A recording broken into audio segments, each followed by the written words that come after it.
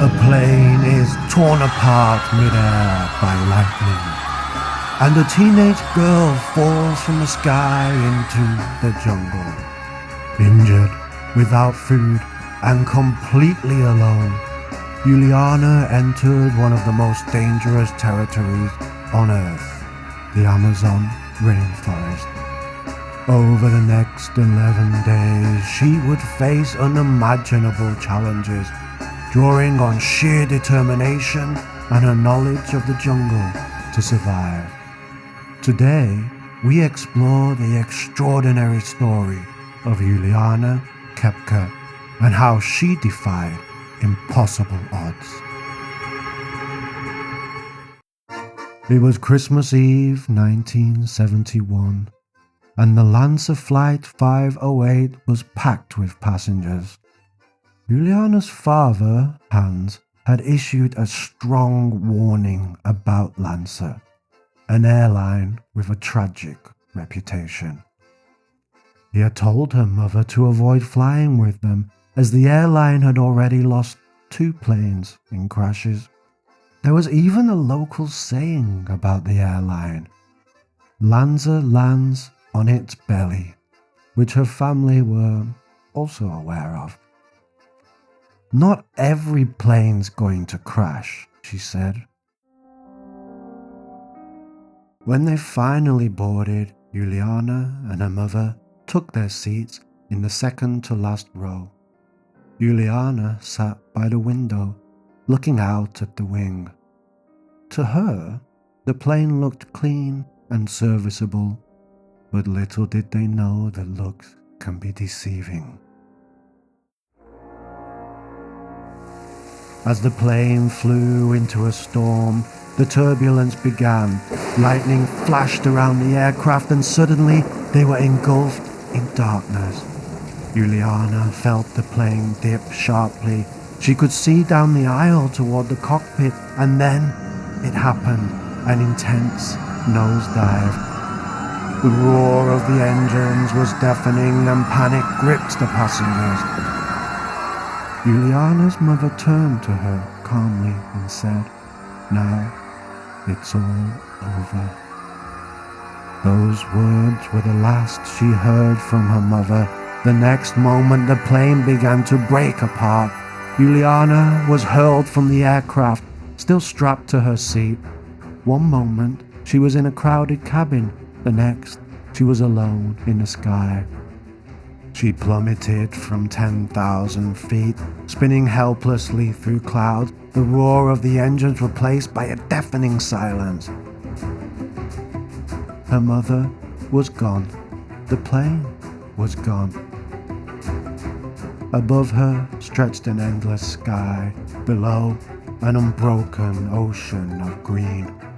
She hurtled towards the earth, branches whipping past, splintering under her descent, and then, impossibly, the dense canopy of the Amazon broke her fall, tearing away her speed until at last she struck the ground. Against all odds, she was alive.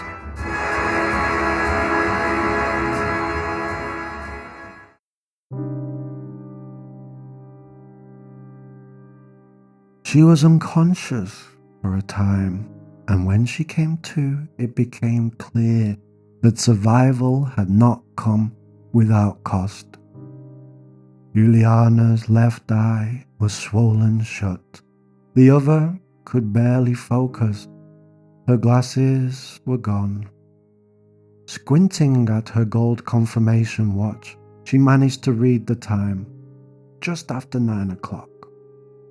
Her collarbone was broken, and deep cuts scored her leg. A broken leg would have meant a slow and certain death. A broken collarbone, though painful, was manageable. The gashes worried her most, and those worries would prove justified. A recovery worker later told her they found one seat bench intact. She believes being strapped to part of a bench helped break her fall through the canopy. But how could a 17-year-old girl survive such an ordeal? To understand, we need to go back to the past. From rebel queens to modern-day scientists, from survivors to spies, told by 3 women and 1 man, queens and heroines.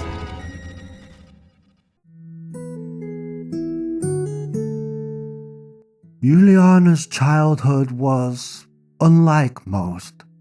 Born to 2 famous zoologies, her life was split between the bustling city of Lima in Peru and the untamed wilderness of the Amazon rainforest. From her parents, she gained critical knowledge about the rainforest. One rule was drilled in above all: find water and follow it. Streams become rivers, and rivers lead to people. These skills would one day save her life. Juliane had grown so used to jungle life that when she returned to Lima to visit her friends, they teased her for walking strangely. She realized she had developed the habit of lifting her feet high with every step to avoid tripping over roots or vines in the jungle. She did not know that this odd high step would carry her miles when she most needed it.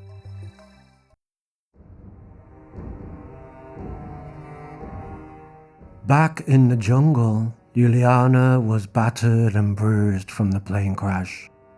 Her first instinct was to search for her mother.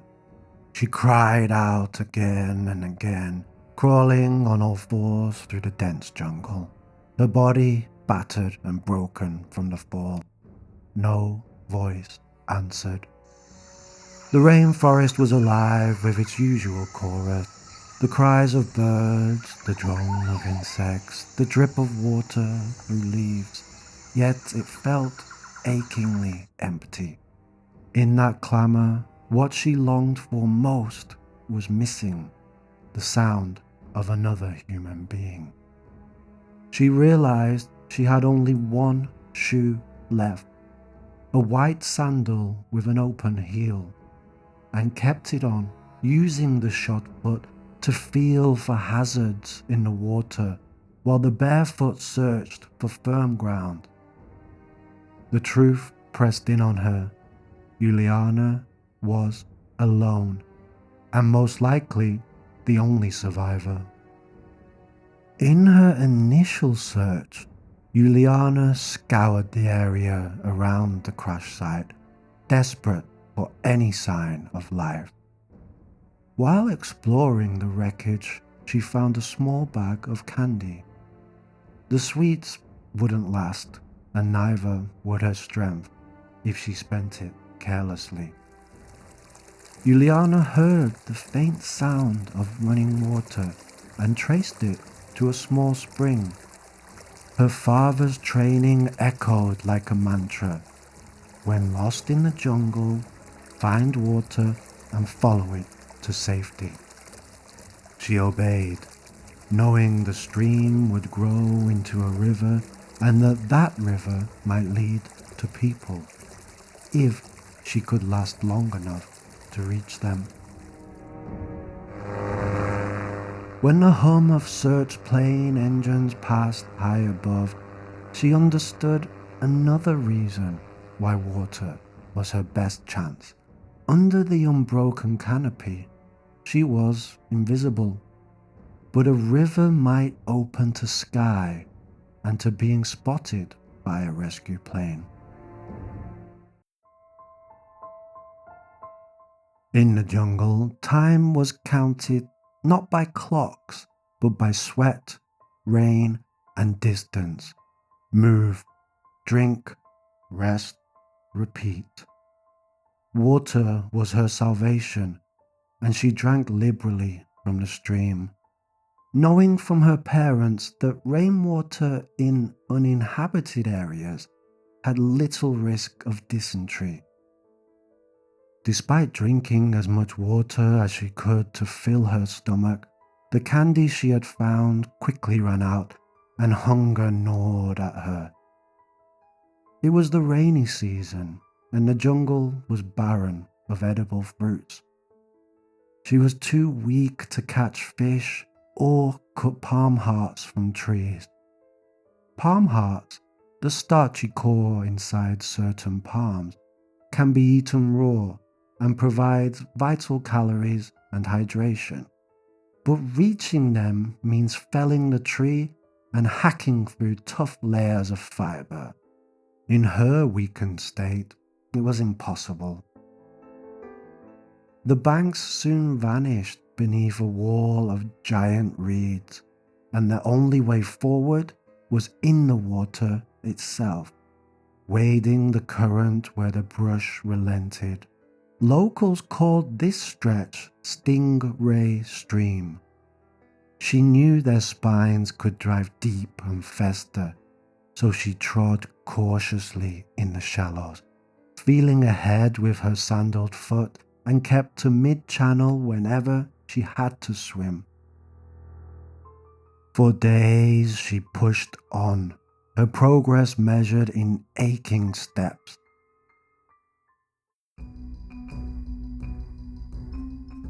Then, on the third day, Juliane was confronted with the grim reality of what had happened to the other passengers. She came across a turbine from the aircraft, a surreal sight in the heart of the rainforest. The broken machinery served as not only a stark symbol of the disaster, but a cruel reminder of civilization that she so desperately craved. The next day, the unmistakable sound of vultures flapping their wings caught her attention. Her heart sank as she followed the sound, eventually coming upon the gruesome sight of the scavengers feeding on the remains of passengers who, only days earlier, had been alive beside her, full of Christmas joy and anticipation. Juliane's emotional detachment became a critical part of her endurance. She did not linger at the wreckage or by the corpses. She couldn't allow herself to dwell on the tragedy. Grief could root her to the spot. Survival required movement. Besides hunger, her ordeal was filled with other dangers. Juliane had no protective gear to shield her from the sun or the dense undergrowth, only the thin summer dress she had worn on the flight. The humid air and frequent rains left her soaked, and mosquitoes swarmed her. Soon she was covered in hundreds of bites. In the Amazon, these were not just an irritation, but a risk, carrying diseases like malaria and yellow fever. Leeches clung to her skin as she waded through streams. In the Amazon, leeches are almost impossible to avoid. They slip under clothing and draw blood unnoticed until they swell to many times their size. Juliane had no salt, no fire, no protective clothing to deter them. She could only tear them away, leaving raw wounds that quickly became infected. The trek became an obstacle course, fallen trees, thick undergrowth, and steep banks. Solitude and uncertainty weighed heavily. At night she slept on the forest floor, surrounded by the sounds of the jungle, buzzing insects, the occasional growl of distant animals, and the constant drip of moisture from the trees. By 6 each evening, the forest fell into darkness, and in the rainy season, everything was too wet to burn. She had no way to light a fire. Nighttime was filled with a strange mix of exhaustion and numbness. Initially, the concussion provided her with a sort of protective oblivion, but as the days passed, the emotional toll began to build. Juliane knew she was growing weaker, and the jungle seemed endless. She began to question whether anyone would ever find her, wondering if her journey would end in the jungle with no one ever knowing how far she had come.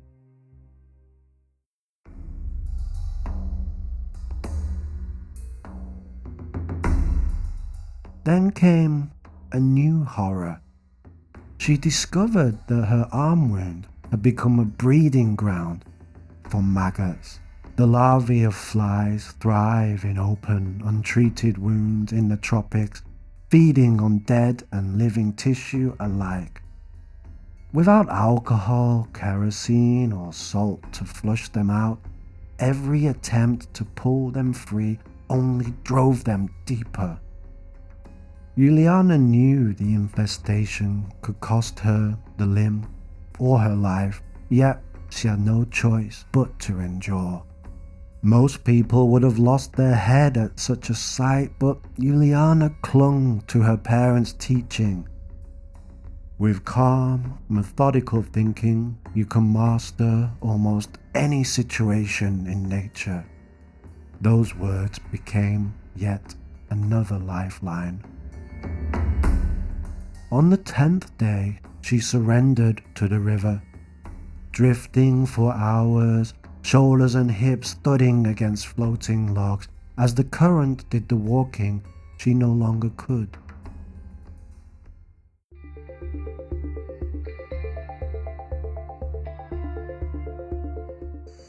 When she heard the familiar calls of hoatzins, birds that only nest near open stretches of water, she knew she was close to a larger river, and her hopes surged. Birds, too, were maps. Open water meant a larger river. A larger river might mean boats. On the 11th day, she found signs of people. A boat pulled up on the bank, and beyond it, a simple shelter. For a moment, she wondered if she was hallucinating. Inside the shelter was a drum of petrol. She remembered her father treating a dog's wound with kerosene. Now she steeled herself to try the same with petrol. She poured it into the infected cut. The maggots writhed to the surface. The pain was excruciating, but it worked. That night she slept under the tarp, her best rest in days. When she woke the next morning, she heard the unmistakable sound of human voices. 3 local forest workers emerged from the trees and stopped in shock. One of the workers even confessed that at first he thought she was a water goddess due to her blonde hair and red eyes caused by blood vessels which had burst from the impact of the crash. Mustering her Spanish, she told them, "I'm a girl who was in the LANSA crash. My name is Juliane." They offered food, a simple porridge of manioc, a starchy root mixed with water and sugar. To a starving girl, it should have been a feast. But Juliane's stomach had shrunk so much she could barely swallow a few spoonfuls. Then, with rough jungle remedies, they set about tending her wounds, prizing out the maggot that had burrowed deep into her flesh. The next morning, they carried her to a boat and began the journey downriver to the village of Tornavista. Juliane fell in and out of consciousness, finally able to let go of the intense focus that had kept her alive for so many days. On the porch of the house at Torna Vista, someone snapped a photograph. Weeks later, it appeared in Life magazine, the world staring at the thin, haunted girl who had walked out of the jungle.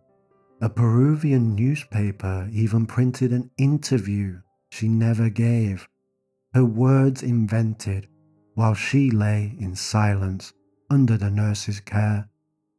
Soon she was flown to a hospital for proper care, but the memory of boarding a plane again so soon after the crash filled her with terror. Doctors removed yet more maggots, treated the infected bites, and even pulled a sliver of glass from the sole of her foot she hadn't even known was there. When her left knee later bloomed, an orthopedist told her bluntly that walking 11 days on such an injury was medically impossible. News of the girl who survived the jungle spread across the world, and journalists flooded Koepcke. For weeks, she received letters from across the world, including from ordinary parents who wrote simply to say they were glad she lived. A Peruvian paper even ran a comic strip version of her ordeal. Her father was finally able to reunite with her, though the joy of their reunion was tinged with sadness, as they both realized her mother had not survived the crash. He walked into the room and asked simply, "How are you doing?" "Good," she said. They embraced without tears.